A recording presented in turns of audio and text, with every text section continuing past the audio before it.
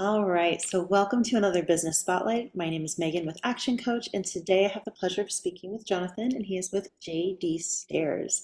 Welcome. Thank you for coming. Thanks for having me. So I would love to hear about your journey up to this point. What got you here to start JD Stairs? Sure. We can go back in time a little bit, I guess. The kind of a family run business, and the family, we're from Canada originally. So we were up in the cold and the snow, and my dad was trying to build houses and just, man, got tired of trying to work in 40 below weather and snow everywhere. And so one year he just got fed up and said, we're going to find somewhere that's not so cold. And so this is how we ended up in Las Vegas. So he came down first and made sure that he could find work. And this was in 1990, 91. So there was lots of work. Things were booming. And so he said, hey, things are a lot of work. And so he brought the rest of the family down. And so kind of grew up around construction here in the Las Vegas Valley. I moved here when I'd have been 10 when we moved here. And so when we when he arrived, he only worked for about a year framing houses, and then he fell in with a company here in town, Titan Stairs, that's been here for a long time, building handrails, and started doing finish carpentry, and had a really knack for doing stairs. And so he stayed around that, and I kind of grew up with that. So on Saturdays and evenings, I'd go out with my dad and help do stairs, and then my uncle came in as well, and so I'd go help my uncle or my dad, depending on who needed help. And so learned a lot about how stairs go together. Um, and so then I ended up working for the same company for a few years, and then my brother, he was in Michigan, laying floors in Michigan and playing hockey. So we all kind of grew up playing some hockey too, even though we left Canada and came to the desert, there was still hockey in the desert. Now we have the Golden Knights, who are, going for a Stanley Cup this afternoon. So even though we're Calgary Flames fans, we are Knights fans now. So anyway, he was off in Michigan playing, and he came back, and him and I were kind of working together, and we decided to split off and start our own thing. So that was in '05. And originally it was just my brother and I, Donald. And so we partnered and started together. And then shortly after, two of my other brothers came over, which is Daniel and Benjamin. And my mom came over, and she was kind of running the office, and she did all the accounting and everything that was paperwork wise. And now actually my dad's back here working here too. So um, we've all been involved kind of from the beginning. It's grown so that was '05, started with two of us, and today we have 114 people. So it's grown a lot and changed a lot, and had to learn a lot, obviously, along the way of how to deal with, just out there doing the work, and then now managing 115 people, and what is the changes that have to come into play in order to make that happen. Yeah, absolutely. And so, through that, because it's been, with all of this time and all of these different shifts and changes, what would you say are the challenges that you experienced early on as you were growing the business, and how did you manage all of that? Um, well, it stayed small for quite a few years, and so we were, 10 to 15 people, really until 2012, when we kind of came out of the recession and things started booming again. Because we got in '05 is when we started, and that was right before the crash. So from '05 to 2012, we kind of stayed right around 10 to 15 people. And that's pretty easy to manage, and you don't need a lot of systems, and it's a pretty tight knit group, and um, fairly easy as far as running a business goes. But then 2012 comes around, and then we jump to, 35 people, and then 55 people, and then, 75 people. And so you have a whole different aspect when you're now dealing with that many people in the business. And so um, I guess one of the counsels I would give anyone that's in a growing business, especially early on, is to get a business coach, get someone who can come in and really help with business systems. Because most entrepreneurs, know what they love to do, and that's the product or whatever that they create. They don't understand really the managing of a business. And that's a whole educational process in itself, right? Then you've spent all these years honing a skill, and then you realize that that skill is not what you need to grow a business. And the problem also is that you hire people that see you as the boss, and most people don't tell the boss that he's screwing stuff up.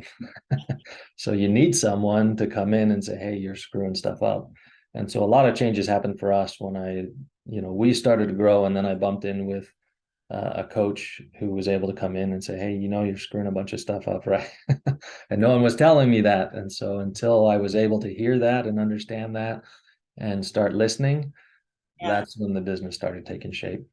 Yeah, I love that. And that's absolutely true. And that's really what we speak into is it's having that outside perspective of what's happening. And very much to your point too, it's and that's what I've noticed with businesses, even when I was in the fitness industry. It was there are these people that have this love for fitness and making an impact in people's lives, but yet they have no business sense. And so it's like they really just own their job. That's not a business. Right. Similarly, too, to this, it's like you have this amazing skill set that you have, but how do you create a viable business out of it? Right. And so that is what we do with Action Coaches. It's really looking at that and saying, oh, okay, great. So you're at these pivotal points, in your business where you are growing and you're kind of like, yeah, it was manageable with 10, 15 of us. Now there's like almost 100 of us. And how do I manage 100 people when I don't really have these set systems in place? I don't have these protocols. And so, yeah, exactly to your point, that's where it is absolutely beneficial. And I would go as far to say it's a must to have that, and whatever that looks like for you, whether it's a coach, a consultant, somebody that's outside of the business to be able to say, hey, this, what's going on here, and really, like you said, give you that feedback because that is a pain point that I have seen in businesses um, is that people don't want to speak up and say that like you kind of suck. What you're doing is not great. And if I had better leadership or we had some direction, then we would do really well. And yeah, so I love that piece of advice because I think that's very integral. So even kind of speaking more into that, what would you say were even some of the first steps that you took to really start to make some of those shifts to optimize and to not only make yourself better as the business owner, but really that extension to your employees? So what did that look like for you? Part of it is getting people you trust around you that are skilled and do a good job. You got to be able to let go of some of the processes, and that's hard. And a lot of business owners will cramp their growth because they want their hands on everything. And you do want to oversee as much as you can, but you have to be able to trust people and let go of certain things. And so bringing people on that have experience and that have done, you know, what you're wanting to create, depending on what your dream is and what your vision. Now you go find someone that's maybe been part of a vision similar before that can help you with some of the things that you don't know. I never wanted to handle the money aspect of it, so I just never did. My mom kind of handled that as we were younger, and the business was smaller. And then as we grew, we brought some other people on that really had that background. So you have to find your strengths and then learn how to delegate. And it's hard because you don't want to delegate and you're worried someone's not going to do it as good as you, but you find the key things that only you can do, and there's a lot of stuff that you think only you can do, and that's not true. So many people are skilled and qualified and usually can do them better than you're doing them, and you just don't realize it till you hand some of that off and you go, oh wow, they actually do it better than I do. So if you get to that point, then you're like, oh, okay, now you can start empowering people to do what they're really good at, and you can step back a little bit. But it's hard certainly to take that, to let go a little bit. Oh yeah, yeah. I would say that's once you kind of get to this amount of time in a business, That's what I've noticed with some business owners is that transition. And so I'm curious what that's looked like for you as far as, have you been able to kind of step back a little bit more and not be so involved in the business? Or is that maybe still something that you're navigating? Always navigating, and that's kind of in flux depending on where we're at and if someone quits or not really is how that goes in. We've separated the business into key project managers, and then you hand off a lot of work onto these project managers, and it's a pretty stressful job. And so some of them decide that they don't need that stress in their life anymore. So if a project manager leaves, then usually that falls back on me to for a little while as we bring someone back through the ranks to take on some of that. But yeah, it's a process, and we use I had a business owner here in town who's got 300 plus employees, and he told me I had to read a book called Traction. And so I started reading that book, and I'd had some coaches and some different stuff, but that really is a system that's employable, that you can keep functioning and keep working. And so we do that system, and so it's a 90-day whirl, and we set our goals, and we plan, and then sometimes things don't go according to plan, and you make changes. But that has certainly helped with me to create a structure that I can get everybody accountable and everybody kind of doing their own part, because everybody is important, and sometimes they don't know that. People feel, especially as companies grow, they feel like, well, they're just a number, and they're just one of the other employees. But the reality is every single person is important in the role and in the task that they do. And so if they can see that, then it helps them fulfill that capacity. I love that. And I mean, it sounds like you've really gone those extra steps to not only support you and your business, but also kind of maybe even create a culture around that. And so, what would you say that maybe looks like, or what have you infused into the business as far as like having that support system for your employees? Culture is really important, and every business is going to go through struggles with culture. Sometimes everyone's happy, and then all of a sudden people aren't happy. I remember, for example, one we had a confrontation, and two employees were, they were started swinging out in the parking lot, and they were mad at each other. And the next day, I was like, "Oh, I'm gonna put this thing to bed," and I bring everyone in a circle and said, the business is the most important thing. So don't think you guys are more important than the business. And I'm going to fire anyone that, can is going to hurt the business or whatever. And that was way the wrong way to handle that situation. There's certain things that just need to be handled one-on-one with somebody, and not in a group setting. And so, and letting people know that they're important, that was certainly not the way to let people know that they were important, because they are important. So I've learned, usually from when I handle things wrong, to try and handle them better, and then be as open and honest as possible with everybody. That certainly helps the culture. When we've gone through periods where I feel like, for one reason or another, maybe I haven't been sharing the vision as much, or I've been keeping things a little close to the chest, I feel the culture starts to wane a little bit. And then when you bring people back in and start sharing that vision, say, well, I wasn't hiding, I just wasn't ready to share, or whatever it may be, then the culture gets better. Nice. Yeah, one of the things that I speak into with my business owners, and even when we do different workshops and things, it's called the cycle of business. And so it's getting the business owner away from doing everything and everything coming to you. So it's just kind of like a two-way, just directed at you. It's really this idea of when the business owner takes care of the employees, then the employees are taking care of the clients and the customers are taking care of the business, which takes care of the owner. And it's in this cycle.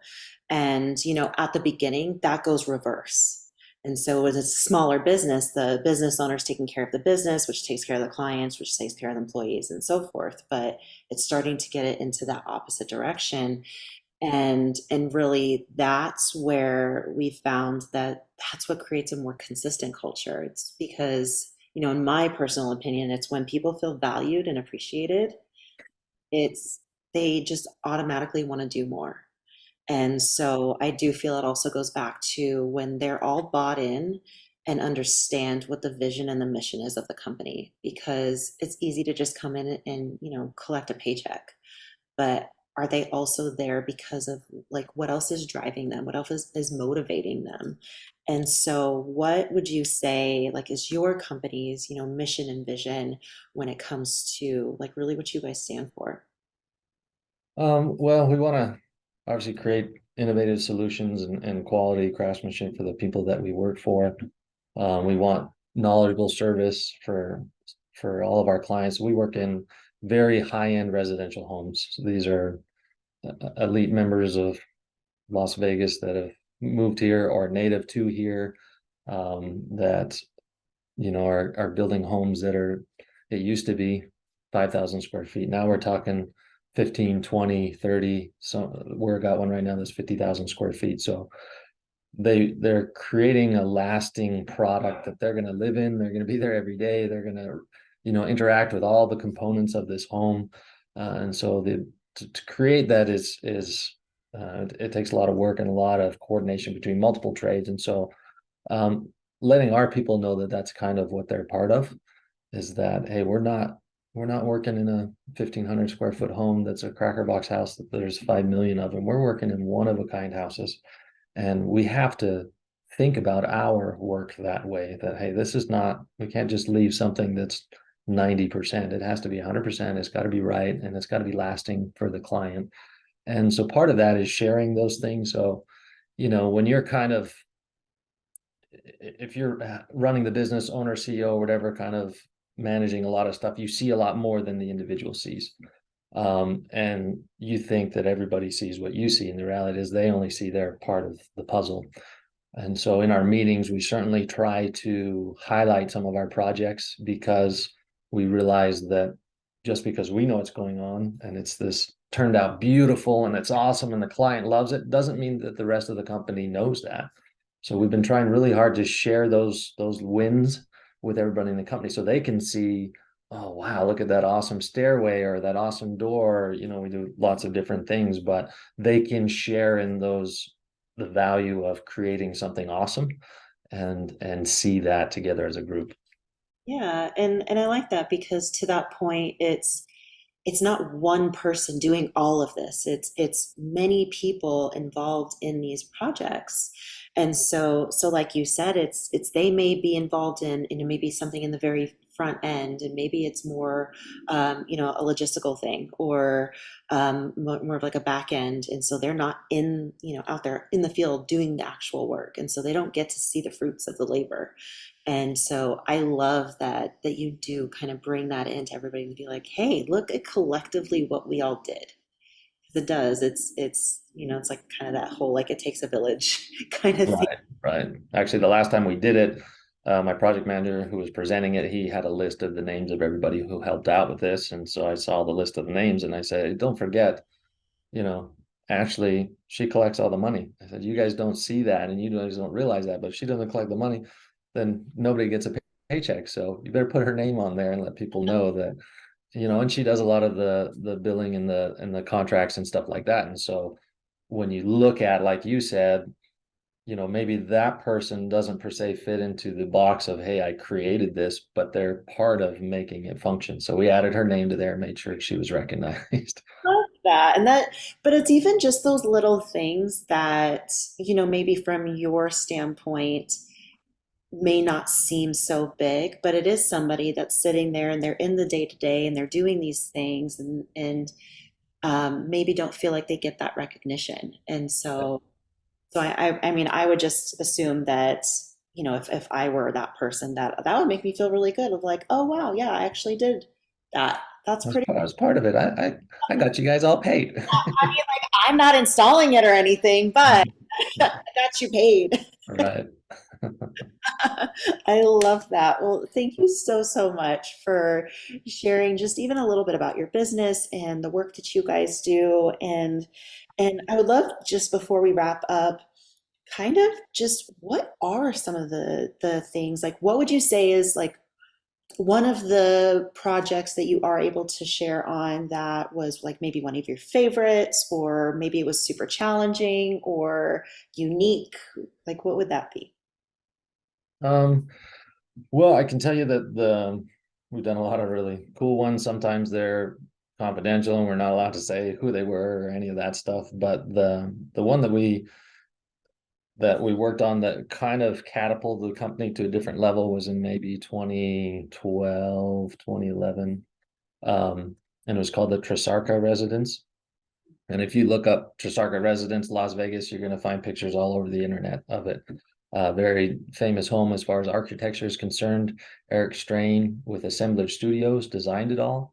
And they were really struggling trying to find anybody who was willing to take on this project. The outside of the house was wrapped in a steel mesh, and it kind of looks like a spider web. And so to find someone who was interested in taking that on was they were struggling. They had asked multiple companies to bid it out, and a lot of them just said no. And we knew the builder and we liked the builder. And so he said, "Hey, you guys need to do this." Like, I think we were young and stupid enough that we said yes. We didn't realize what we were getting into until we got into it. And then we're like, oh man, this was not very easy.